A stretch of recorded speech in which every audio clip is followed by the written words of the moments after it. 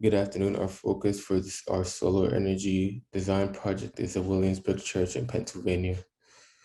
Our group members consist of Sam Davis, who's our project manager, Matthias Haderick, who's our solar ecologist and designer, me, Ugo Mbakwe, who's also your solar ecologist and designer, and Talal Abu, who's our enforcer and in charge of rules and regulations. So I'll be discussing why the system is beneficial in your property. A solar energy conversion system will produce much of the energy a property needs, which can help to offset how much you need to buy from your utility company. Also, you reduce your carbon footprint. And what that is the amount of carbon emitted due to consumptions of fossil fuels. These systems could also generate more energy than you actually need. So you'll be able to earn credit for the excess energy you produce after you put that back into the grid. So the name of the church is Pointe Community Church, which features 2 parking lots, a play court, which is the basketball court, a large grass field, which is behind the church, and surrounded by lots of trees, as you can see on the bottom left of figure 2. The large parking lot can fit a total of 56 cars, and which is the one in front of the church, and the one right next to the basketball court can fit a total of 16 cars. With the amount of parking space, we can potentially build a carport in this area of the church.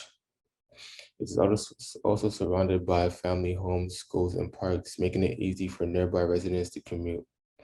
We have targeted 3 potential locations to install solar panels, which is on the flat surface of the roof, on the large grass field, and in the parking lot. You can see that on the X's on figure 2. And now on to local. Williamsburg Church is in a lower lying area. This means that less light would reach it and have to turn a higher elevation. This does not really affect our PV system. It can't be helped. However, it is a factor we must consider. The average rainfall is 40 inches of rain, and we get about 196 days, 196 days of the year that are sunny. Which is 9 less than average. This is not ideal. However, this is perfectly fine considering our PV system. Completely workable. The average summer high is 82 degrees Fahrenheit, which is 20 degrees Celsius, which may be a point of contention as in the summer, the PV system may experience overheating, which decreases efficiency. So this is a factor that we do need to, this is a factor of the locale that we do need to pay attention to. However, the winter low is 19 degrees Fahrenheit, which is -7 degrees Celsius. This is no problem. This doesn't affect the PV system at all. The PV system does not have a storage system, which may make it less ideal during times of less sunlight or of no sunlight, like at night. Makes it less flexible. So this had to be taken into account. Figure 4 shows the sun path for the locale of Williamsburg, where the blue lines show the angle of the sun different times of the year, June being the highest, December being the lowest, and red shows the different times at which where the sun position would be in the sky. The 3 best design options chosen for the church are shown below. Design 1 is the main design that may be used in conjunction with either Design 2 or 3 or both. Design 1 consists of a flat roof mounted solar system, and Design 2 and 3 are smaller carport areas, shown in Figure 6, Figure 7, and Figure 8.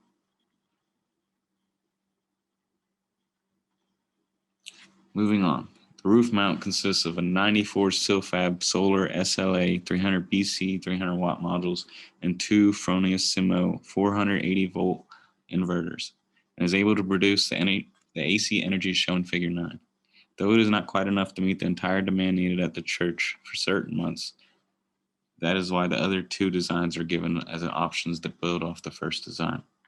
The large carport area consists of 52 bifacial URE D6 L38 L4A 380 watt modules and 2 inverters of type AE Solar AE 7.0 240 volts, and produce enough energy to meet demand in certain months on its own. In conjunction with Design 1, the church would be able to nearly sustain on its own for the entire year and sell energy back to the grid for certain months. On the other hand, the small carport area consists of 18 bifacial URE D6L 380 L4A 380 watt modules and one inverter of type AE 5.0 240 volts, and is not able to produce enough energy to meet demand on its own or for any given month. This can be an added feature to Design 1 and Design 2 for energy to sell back to the power company or use in conjunction with Design 1 to potentially provide the total demand needed. And this is shown in Figure 9, Figure 10, and Figure 11. The blue represents the electricity load or the demand needed, and the AC energy produced by the roof mount, large carport area, or the small carport area are shown in gray. Now we'll look at the results of the three designs. First, we'll look at the total install cost. This shows that we have three different levels of investment, if you will, depending on what you're willing to pay, basically. We didn't really get any numbers, but we knew that you were probably not going to have a lot of money to put into this. So we tried to work around that.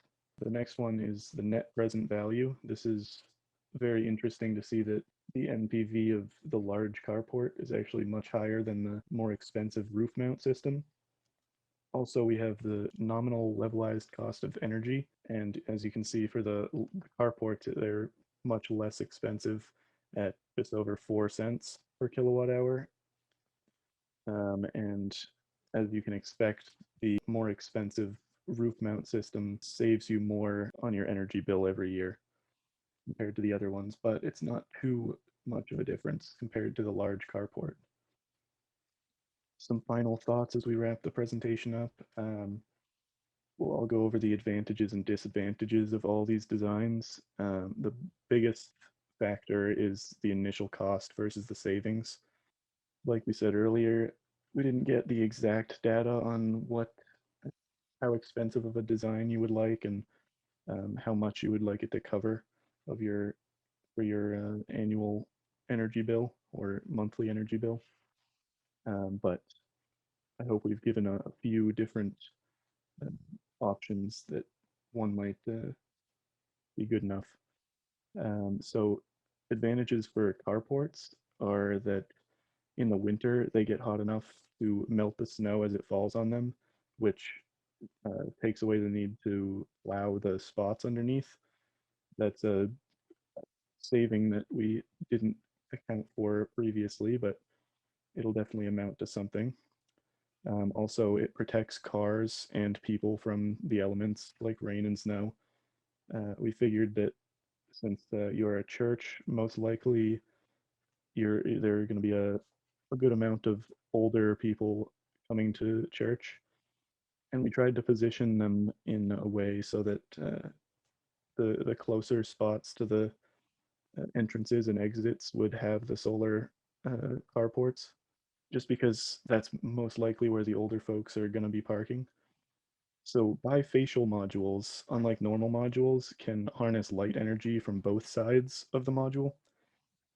And usually for things like roof mounted and ground mounted systems, it doesn't make too much of a difference because it's usually pretty close to the surface that it's mounted to. And the light that hits the surface behind it isn't very much in those cases. But for carports and things like the carports where the modules are very high up off the ground, there can be a significant reflection off the ground from the sun. And these modules will be able to harness that as well as the incoming straight on sun energy. Also, the bifacial modules can be sturdier than basic modules because they have tempered glass on both sides, which helps keep them rigid and protects from erosion.